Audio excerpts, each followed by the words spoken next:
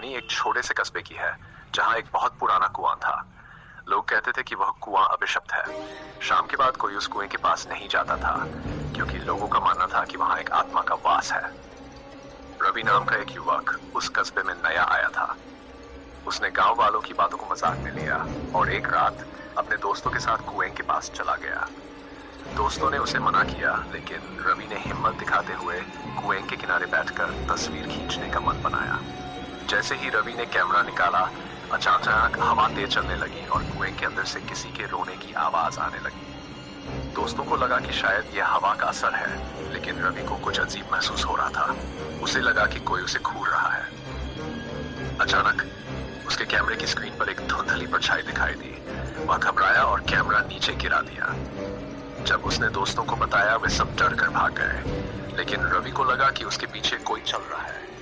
जैसे ही उसने मुड़कर देखा, उसे एक सफेद साड़ी पहने महिला दिखाई दी जिसकी आंखें लाल थी। वह धीरे धीरे रवि की तरफ बढ़ रही थी।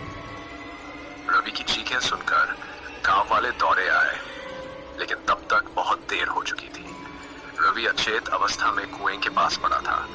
जब उसे होश आया, उसने बताया कि उस महिला ने उसे कुएं में खींचने की कोशिश की थी, लेकिन किसी तरह वह बच गया। इसके बाद से रवि ने कभी उस कुएं की ओर नहीं देखा। लोग अब भी मानते हैं कि उस कुएं में किसी की आत्मा फंसी हुई है जो रात को भटकती है। इस घटना के बाद गांव वालों ने उस कुएं को हमेशा के लिए बंद कर दिया। समाप्त।